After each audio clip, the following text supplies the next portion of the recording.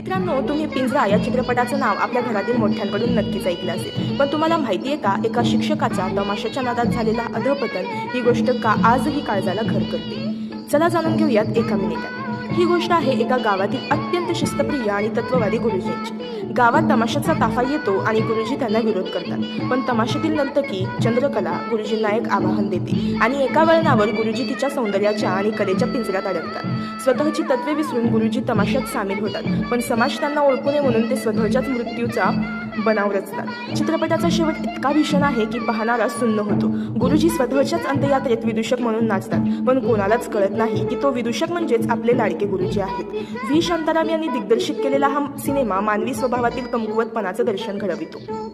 राम कदम यांनी दिलेलं संगीत आणि दिसला ग बाई दिसला यासारखी गाणी आजही अजरामर आहेत.